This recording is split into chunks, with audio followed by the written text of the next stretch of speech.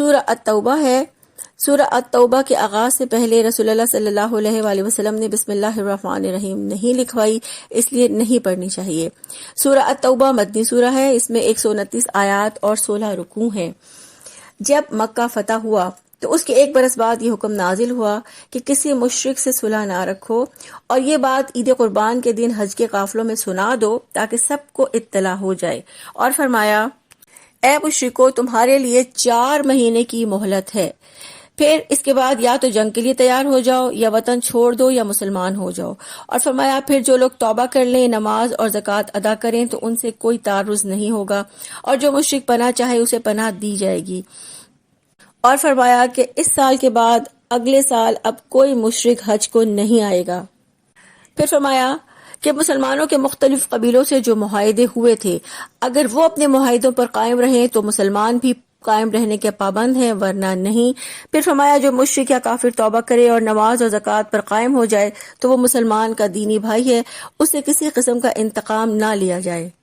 پھر فرمایا کہ کفار سے نہ ڈرو، اللہ ان کے مقابلے میں خود تمہاری مدد کرے گا۔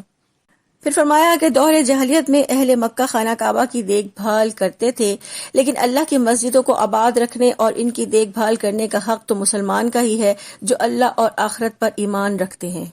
پھر فرمایا کہ مسلمانوں کو چاہیے کہ اگر ان کے باپ دادا بیٹے اور بھائی وغیرہ کفر پر قائم ہیں تو وہ ان کے ساتھ دوستی نہ کریں، یعنی اللہ، اس کے رسول اور جہاد کی راہ میں ان کا تعلق آڑے نہ آئے، ورنہ انہیں اس کا خمیازہ بھگتنا پڑے گا۔ پھر فرمایا کہ مسجدوں میں مشرکوں کو مت آنے دو کیونکہ وہ ناپاک ہیں، اور یہ کہ اہل کتاب سے جزیہ لیا جائے گا، اور جو دشمن مسلمانوں سے لڑیں تو مسلمان بھی لڑیں، اور جو صلح رکھیں تو وہ ان سے صلح رکھیں۔ غزوہ حنین کا ذکر ہے کہ اس میں مسلمانوں کی تعداد 12,000 تھی اور کفار ان سے کم تعداد میں تھے، لیکن مسلمانوں کو بھاری نقصان ہوا اور آخر میں اللہ کی غیبی مدد سے فتح حاصل ہوئی۔ پھر یہود و نصارہ کا ذکر ہے کہ حضرت عزیر علیہ السلام کو یہود نے اللہ کا بیٹا بنا لیا اور نصارہ نے حضرت عیسیٰ علیہ السلام کو۔ یہ سب غلط ہے، یہ لوگ اللہ کے نور کو بجھانا چاہتے ہیں اور اللہ اپنے نور کو مکمل کر کے رہے گا۔ پھر فرمایا کہ 4 مہینے ذی-قعدہ، ذی-الحجہ، محرم اور رجب یہ حرمت والے مہینے ہیں۔ ان مہینوں میں کفار بھی آپ سے نہ لڑیں اور مسلمان بھی کفار سے نہ لڑیں، لیکن اگر کفار پہل کر دیں تو پھر مسلمان ان سے لڑ سکتے ہیں۔ پھر فرمایا کہ ہجرت مدینہ کے سفر میں حضرت ابو بکر صدیق رضی اللہ عنہ آپ صلی اللہ علیہ وآلہ وسلم کے ہمراہ تھے۔ غار ثور میں ان کو تسکین پہنچائی گئی اور ان کی مدد فرمائی۔ پھر غزوہ تبوک کا ذکر ہے اور غزوہ تبوک میں شامل نہ ہونے والوں کی مذمت کی گئی ہے۔ غزوہ تبوک میں مقابلہ رومی فوجوں سے تھا جو بہت طاقتور فوج تھی۔ اس موقع پر بعض لوگ بہانہ کر کے رک گئے اور آپ صلی اللہ علیہ وآلہ وسلم کے آگے جھوٹے عذر اور بہانے تراشے اور آپ سے رکنے کی اجازت لی۔ اللہ تعالیٰ نے ان کے اس فعل کو پسند نہ فرمایا۔ ایسے منافقین کا ذکر کرتے ہوئے فرمایا کہ اگر دل میں نفاق ہو تو نماز میں سستی ہوتی ہے اور اللہ کی راہ میں خرچ کرنا گراں گزرتا ہے۔ منافقین کا مقصد مسلمانوں پہ رہ کر صرف ان سے فائدہ اٹھانا ہے۔ یہ آستین کا سانپ ہیں جو اسلامی معاشرے کو تباہ کرنا چاہتے ہیں۔ غزوہ تبوک میں منافقین نے شرکت سے معذوری کے بہانے بنائے تو ان کو عذاب کی دھمکی دی گئی اور فرمایا کہ وہ تم میں سے نہیں ہیں، وہ صرف جان اور مال بچانا چاہتے ہیں۔ اور فرمایا کہ جو فاسق لوگ غزوہ تبوک کے موقع پر صرف مالی مدد کرنا چاہ رہے تھے اور خود جہاد میں شرکت کا ارادہ نہیں رکھتے تھے، فرمایا ان کے مال قبول نہ ہوں گے، اللہ دلوں کے حال جانتا ہے۔ پھر اس کے بعد زکوٰۃ کے 8 مصارف بتائے گئے ہیں کہ زکوٰۃ کی رقم کہاں خرچ کی جائے گی۔ زکوٰۃ کے مستحق مفلس اور فقیر ہیں اور پھر محتاج اور مسکین ہیں۔ اس کے ساتھ ساتھ جو زکوٰۃ اکٹھی کرنے کے کام پر مامور ہیں ان کی اجرت بھی زکوٰۃ میں سے دی جا سکتی ہے۔ پھر اسی طرح دلوں کو نرم کرنے کے لیے، گردنوں کو چھڑانے یعنی غلام آزاد کرنے کے لیے، قرض ادا کرنے کے لیے، اللہ کی راہ میں کام کرنے کے لیے اور مسافر، یہ سب زکوٰۃ کے مستحق ہیں۔ پھر فرمایا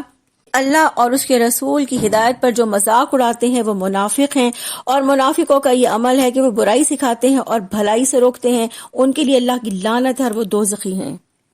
ان کے برعکس ایمان والے وہ ہیں جو نیکی کا حکم دیتے ہیں، برائی سے روکتے ہیں، نماز اور زکوٰۃ ادا کرتے ہیں اور اللہ کے رسول کی اطاعت کرتے ہیں۔ فرمایا ان پر اللہ رحم فرمائے گا اور ان کے لیے جنت اور راحتوں کا وعدہ ہے۔ پھر آپ صلی اللہ علیہ وآلہ وسلم کو حکم دیا جا رہا ہے کہ آپ کافروں اور منافقوں سے جنگ کریں اور ان سے شدت کا برتاؤ کریں، اور فرمایا کہ ایسے منافقین کے لیے اگر آپ 70 بار بھی استغفار کریں گے تو اللہ انہیں معاف نہیں کرے گا، ایسے منافقین کے لیے دردناک عذاب ہوگا، اور فرمایا کہ جب یہ لوگ مریں تو آپ صلی اللہ علیہ وآلہ وسلم ہرگز ان کی نماز جنازہ نہ پڑھیں، اور مجاہدین آپ صلی اللہ علیہ وآلہ وسلم کے دوست ہیں جنہوں نے جان اور مال کی قربانی دی، اصل میں وہی جنت کے مستحق ہیں جو اللہ نے ان کے لیے تیار کی ہے۔ پھر اس کے بعد تبوک کے واقعات کا ذکر ہے کہ اس میں ایسے کچھ گنوار دیہاتی بھی ہیں جو جہاد سے رخصت مانگتے ہیں، البتہ ضعیفوں، بیماروں اور ایسے لوگوں کو جہاد سے رخصت ہے جو خرچ نہیں رکھتے، ایسے لوگوں کے خلوص کو دیکھا گیا اور ان کو رخصت دی گئی، مگر جو لوگ استطاعت رکھتے تھے اور مالدار ہونے کے باوجود جہاد میں نہیں گئے اور بہانے کر رہے تھے، فرمایا یہ وہ لوگ ہیں جو آپ کے پاس آ کر صفائیاں پیش کریں گے اور قسمیں کھائیں گے، یہ ناپاک لوگ ہیں، ان کا ٹھکانہ جہنم ہے۔ فرمایا ایسے دیہاتی اور گنوار سخت منکر ہیں اور دین کے لائق نہیں، اور بعض گنوار ایسے بھی ہیں جو اللہ کی راہ میں خرچ کرنے کو تاوان سمجھتے ہیں، لیکن ان میں وہ بھی ہیں جو اللہ اور آخرت پر ایمان رکھتے ہیں اور اللہ کی راہ میں خوش دلی سے خرچ کرتے ہیں تاکہ انہیں اللہ کا قرب اور رسول اللہ صلی اللہ علیہ وآلہ وسلم کی دعا حاصل ہو۔ فرمایا اللہ تعالیٰ ہر بات سے واقف ہے، اللہ اپنی رحمت میں خرچ کرنے والوں کو ضرور اپنی رحمت میں جگہ دے گا، اللہ یقیناً درگزر کرنے والا معاف کرنے والا ہے۔ فرمایا کہ مہاجرین اور انصار میں سے جو ایمان لائے اللہ ان سے راضی ہو گیا، اور غزوہ تبوک کے موقع پر کچھ ایسے لوگ بھی تھے جنہوں نے اپنی غلطی کو قبول کیا اور اللہ تعالیٰ سے اپنی غلطی پر نادم ہو کر معافی مانگی، اللہ تعالیٰ نے ان کی دعا قبول فرما لی اور ان کی توبہ کو قبول کیا، اور یہ ایسے ایمان والے ہیں کہ انہوں نے توبہ کے ساتھ ساتھ اپنا 1/3 مال بھی اللہ کی راہ میں خرچ کرنے کا حکم دیا۔ فرمایا کہ اس سے ظاہر ہوتا ہے کہ گناہوں کی تلافی کے لیے زبان اور قلب کی توبہ کے ساتھ عملی توبہ بھی ہونی چاہیے۔ پھر فرمایا کچھ ایسے بھی تھے جن کا معاملہ مشکوک تھا، نہ ان کے منافق ہونے کا فیصلہ کیا جا سکتا تھا، نہ گناہگار مومن ہوگا۔ اللہ تعالیٰ نے رسول صلی اللہ علیہ وسلم کو ان لوگوں کو وقت دے کر آزمانے کا حکم دیا، اور فرمایا اللہ ان کے حالات خوب جانتا ہے۔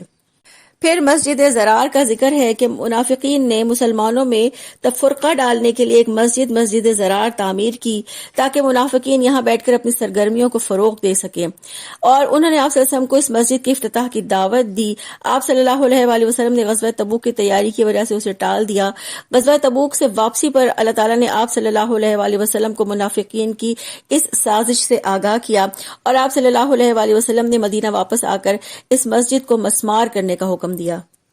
پھر اس کے بعد مومنوں کے اور اللہ کے ایک سودے کا ذکر ہے کہ مومنوں نے جنت کے بدلے میں اپنے نفس اور مال اور دولت کو اللہ کے حوالے کر دیا ہے، یعنی جنت کا خرید لی ہے انہوں نے اپنے نفس اور اپنے مال کے بدلے، اور وہ اللہ کی راہ میں لڑتے ہیں، ان کے لیے جنت کا انعام ہے۔ فرمایا مومن اللہ اور اس کے رسول صلی اللہ علیہ وآلہ وسلم کی اطاعت کرتے ہیں اور سیدھے راستے پر چلتے ہیں، ان کے لیے خوشخبری ہے۔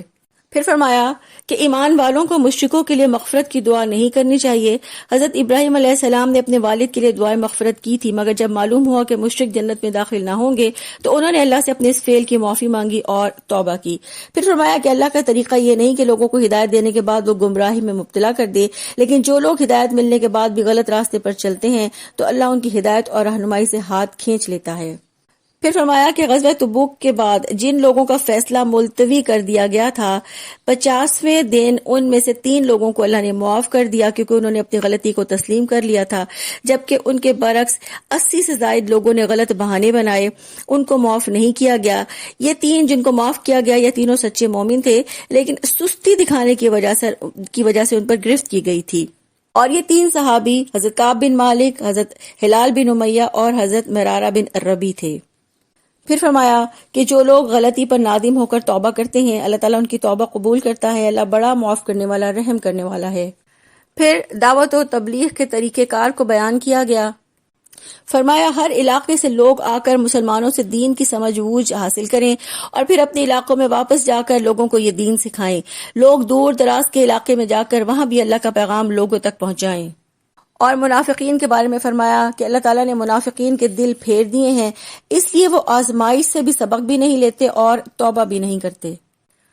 اور پھر فرمایا دیکھو تم لوگوں کے پاس اللہ کا رسول آیا ہے جو تم میں سے ہے اور تمہاری فلاح چاہتا ہے. فرمایا اے نبی صلی اللہ علیہ وآلہ وسلم ان سے کہہ دیجئے کہ میرا معبود تو اللہ ہے اور اس کا کوئی شریک نہیں، اور میں نے اسی پر بھروسہ کیا اور وہی اس کائنات کا مالک ہے. یہ تھا سورہ التوبہ کا خلاصہ. آج کی حدیث ہے، حضرت ابو ذر رضی اللہ عنہ کہتے ہیں کہ میں نے کہا اللہ کے رسول صلی اللہ علیہ وآلہ وسلم مجھے کچھ وصیت فرمائیے. آپ صلی اللہ علیہ وآلہ وسلم نے فرمایا اگر برائی ہو جائے تو اس کے بعد نیکی کرو تاکہ نیکی برائی کے اثر کو ختم کر دے. سبحانک اللہم و بحمدک نشہد ان لا الہ الا انت نستغفرک و نتوب الیک.